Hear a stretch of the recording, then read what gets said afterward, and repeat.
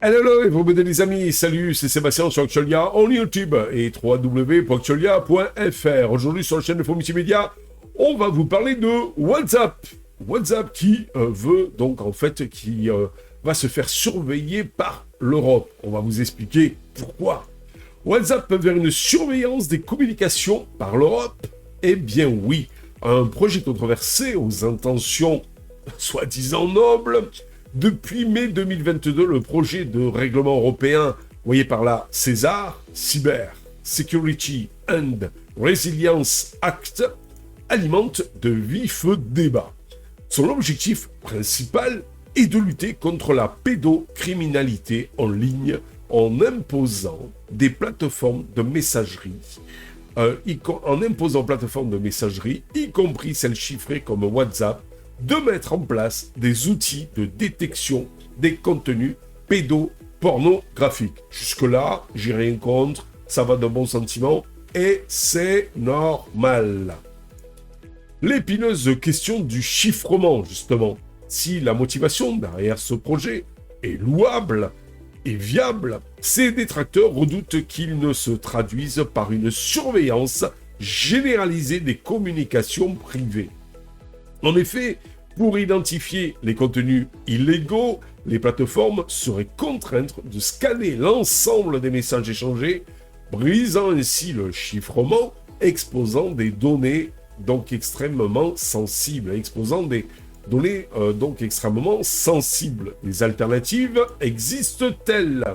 Les opposants au César préconise des solutions moins invasives, comme le renforcement de la collaboration entre les plateformes et les autorités judiciaires pour identifier et poursuivre les auteurs de contenus pédopornographiques, ou encore la sensibilisation des utilisateurs au danger de la pédocriminalité en ligne. Un avenir incertain. Le projet de règlement César est actuellement en cours d'examen par les institutions européennes. Son adoption n'est pas encore acquise, d'autant plus que la Commission européenne elle-même a exprimé des doutes quant à l'efficacité et à la proportionnalité de certaines de ces mesures. Un débat crucial. La question de la lutte contre la pédocriminalité en ligne est complexe et exige des réponses à la fois efficaces et respectueuses des libertés individuelles. Le projet de règlement César, dans sa forme actuelle, soulève de nombreuses inquiétudes quant à la protection de la vie privée. Il est essentiel que les discussions se poursuivent afin de trouver des solutions alternatives qui permettent de concilier la sécurité des enfants avec le respect des droits fondamentaux.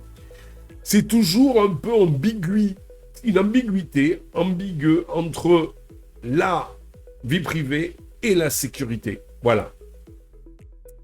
L'un parfois empiète sur l'autre.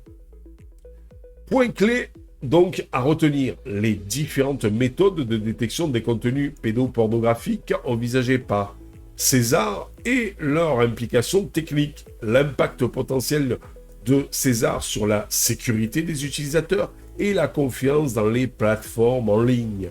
Les comparaisons avec d'autres approches de la lutte contre la pédocriminalité en ligne, mises en œuvre dans d'autres pays, le rôle des citoyens et des organisations de la société civile dans le débat sur César. César qui est donc ce système de surveillance. Alors le bête méchant, mais l'Europe produit pas grand-chose, mais la seule chose qu'elle sait produire, mais qui est parfois anti-productif, c'est les normes, les restrictions. Ça, par contre, l'Europe, championne du monde, elle sait faire. Pour conclure, le projet de règlement César cristallise les tensions entre la lutte contre la criminalité et la protection de la vie privée. Et comme je le disais tout à l'heure, l'un parfois piétine les plates-bandes de l'autre. Et ça, c'est peut-être problématique. Mais à cause du comportement de plus en plus agressif, de plus en plus criminel, faut dire ce qui est, de beaucoup, eh bien peut-être qu'on va en arriver là, à donc du flicage complet de tous les citoyens. Malheureusement, voilà. Il est crucial de mener un débat public éclairé et constructif afin de trouver des solutions qui répondent efficacement aux deux enjeux. Eh bien, je peux vous dire que c'est mal barré. Et à cause de notre société de plus en plus agressive, de plus en plus dangereuse, de plus en plus criminelle, eh bien, voilà où on arrive. Voilà où on en arrive. Je veux pas être méchant. Alors, il y en a qui vont dire, oui, ça y est, on commence à faire comme la Chine. À qui la faute? À qui la faute? Faut se dire ce qui est malgré tout en Chine.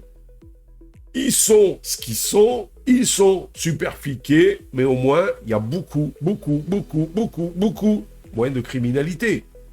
Donc, réfléchissons à tout ça. Allez, sur ce, je vous dis ciao pour la prochaine vidéo. N'oubliez pas le petit pouce en l'air. N'oubliez pas de vous abonner pour nous encourager dans cette belle aventure multimédia.